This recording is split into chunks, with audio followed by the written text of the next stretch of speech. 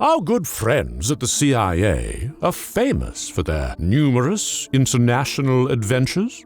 However, there is one particular intervention of theirs that's flown a bit under the radar, so to speak, and that is their involvement in Tibet. Now, before we get to that, we need to add a little bit of historical context, so bear with me. For the less geographically inclined, Tibet is located here, more or less in the middle of Asia.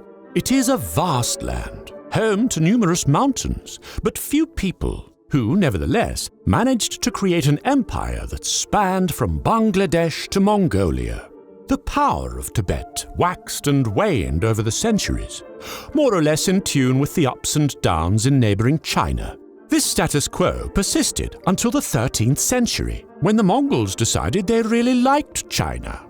So much so that they planned a cross-country tour. Or was it an invasion? Anyway, over the course of 70 years, Genghis Khan and his descendants ravaged their way through China, putting approximately half of its population to the sword in the process. Tibet was really just a brief detour for the Mongols. They showed up, threatened to brutally murder everyone, and once Tibet agreed to peacefully surrender, they went on their merry way deeper into China. Thus, Tibet had become a vassal of the Mongol Empire, which by 1271 was really just China, but with a Mongol ruling dynasty. This was the beginning of Tibet's struggle against China. It won its independence when the Mongol dynasty was overthrown, but then lost it again a few centuries later. When the Chinese Empire collapsed, Tibet proclaimed its independence once more, and for the next 50 years, China would be a bit too busy fighting for its life to claim otherwise. During this time, Tibet was a theocracy. It was ruled by the Dalai Lama, whose title, fun fact, is a curious linguistic mix. Dalai means ocean in Mongolian, while Lama means guru, with the metaphorical meaning here being universal teacher. So, anyway, 1949 rolls around and China is united once more, but this time under the flag of communism. And Chairman Mao's first order of business was bringing Tibet back into the fold. Over on the other side of the Pacific, the CIA watched nervously as the People's Liberation Army marched on Lhasa. The Americans reached out to the Dalai Lama and told him that they were ready to offer money, weapons, and the political support for an independent Tibet, on the condition that he immediately flee to either India, Sri Lanka, or Thailand. It's worth noting, by the way, that the Dalai Lama was only 15 years old at the time these negotiations were happening.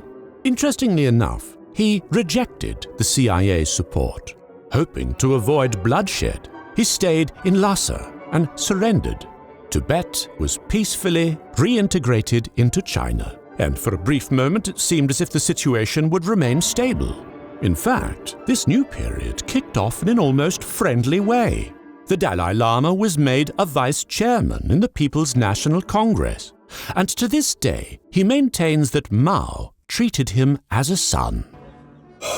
You are my son, Dalai Lama. Or not, as the case may be. Sorry, wrong franchise. The two of them even have heartwarming photos, such as this one, taken in Beijing in 1955. However, things went downhill fast. Tibet's promised autonomy never materialized, and surprise, surprise, it turned out that communist rule wasn't all sunshine and rainbows. Luckily for the Dalai Lama, his older brother maintained contact with the CIA. In fact, he had visited America in 1951, and since then he had assisted the CIA in bringing over Tibetans to the Rocky Mountains for commando training. These CIA-funded and trained resistance fighters would go on to stage multiple uprisings across Tibet throughout the 1950s. The CIA's efforts culminated in a massive rebellion in 1959, during which 2,000 Chinese soldiers were killed. The communists brutally suppressed the rebels, and this time around, the Dalai Lama accepted the CIA's aid and fled to India. The CIA funded the Dalai Lama throughout the 1960s, to the tune of about $1.7 million per year. and helped kickstart his international lobbying efforts by establishing Tibetan embassies in New York and Geneva. The CIA's support continued until 1972, when President Nixon decided that it was suddenly okay to be friends with the communists. He resumed relations with China and cancelled all funding to Tibet.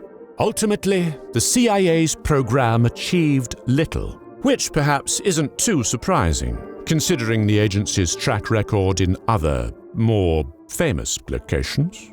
Well, my friends, in case I have now been kidnapped by the CIA and held in a top-secret location deep underground, I wish you well. Keep up the good fight for SideQuest. And I hope you enjoyed our brief tour of Tibetan history.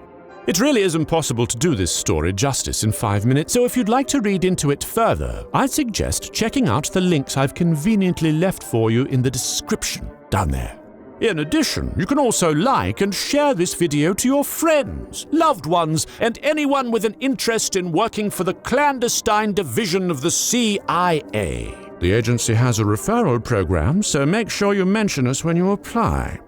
And my friends, our finances have definitely seen better days, so that sweet, sweet CIA cash would really come in handy.